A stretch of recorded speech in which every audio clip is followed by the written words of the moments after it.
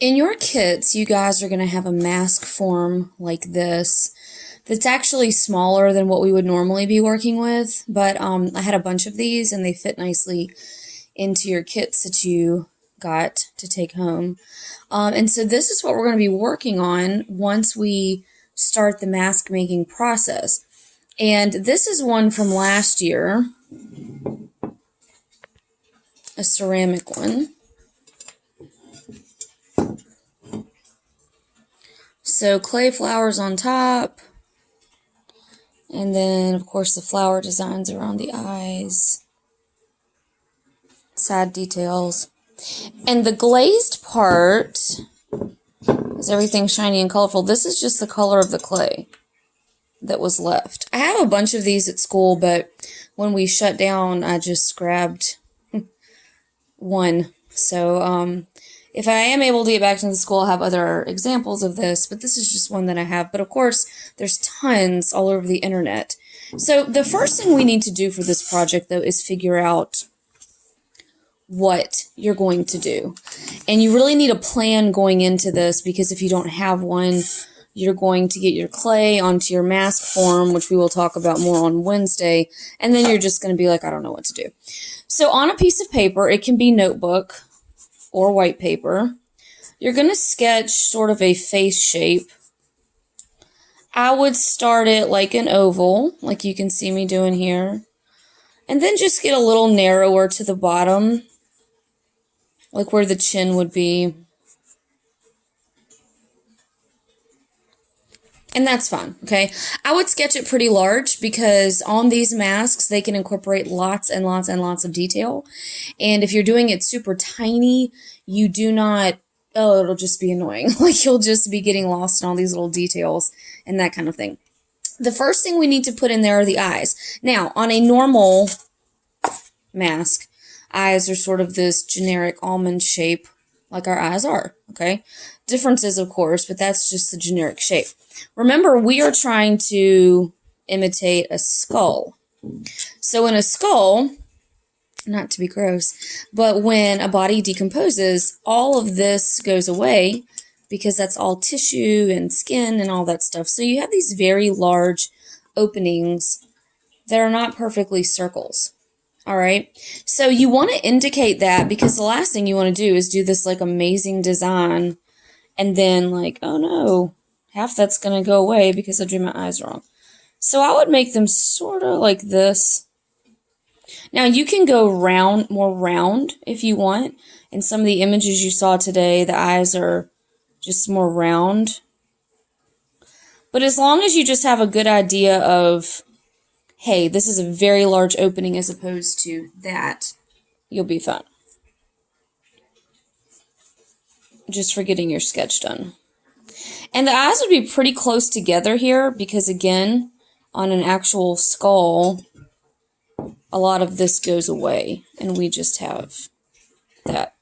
The nose would be another hole because, again, that would go away during a decomposition process. Some people do it as a triangle. I mean, that is kind of, you just need to make it pointy.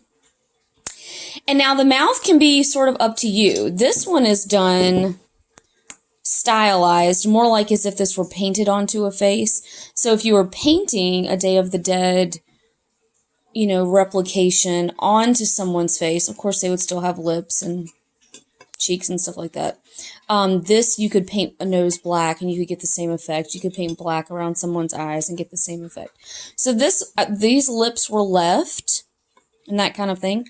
Some people last year actually did teeth, like they added on teeth, so it looked more like an actual skull.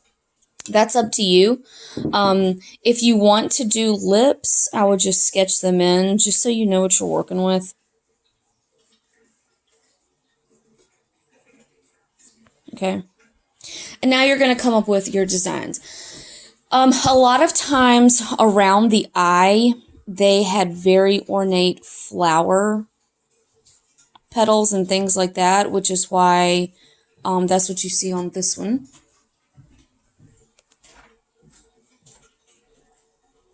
So this could be one idea. Sometimes they would have much more stylized flower petals, but it might be something like this that goes all the way around, but they would match. So please understand right now, I'm just showing you several different things.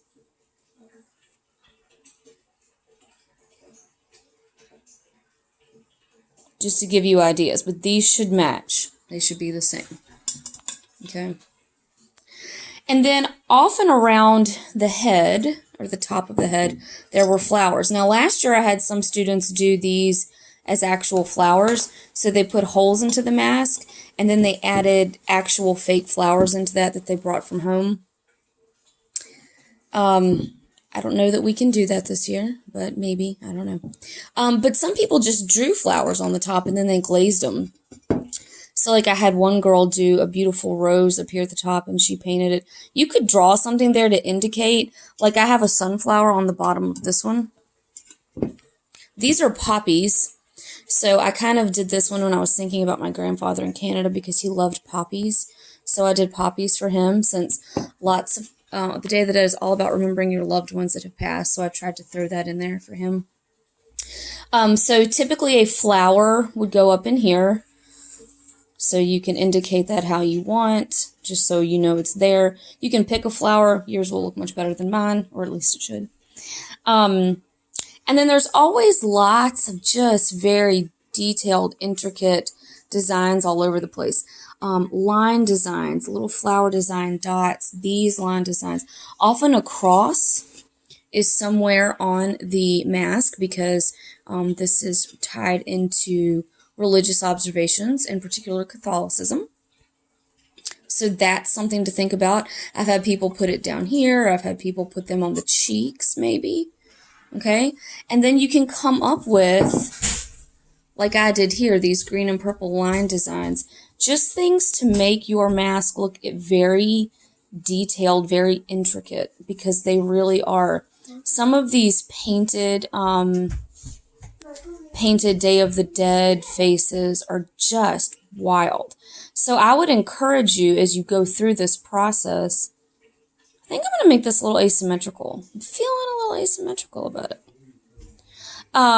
As you go through this process, Google stuff. Like just keep flooding your mind with images.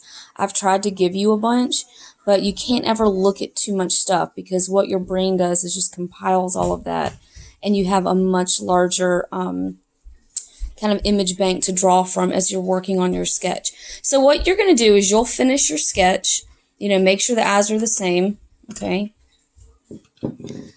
If you want to indicate color, you can. I will tell you, because you saw it in the video, to just remind you that marigolds are used a lot in Day of the Dead celebrations.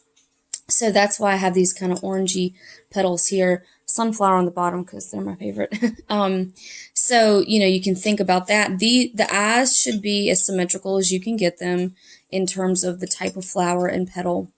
And, yeah, so make it unique, make it your own. If you want to incorporate anything that represents a loved one of your own that has passed, or even someone that may even still be living, that's what I did here with the poppy flowers. They're for my grandfather. Who passed away. And I have little ones on the sides right there. So think about that too. You can make this actually super, super unique. We will talk more about how we'll actually work with the clay and constructing the mask on Wednesday. So your job right now is to get a sketch done and get it as symmetrical as possible. Upload it into your portfolio so I can see it.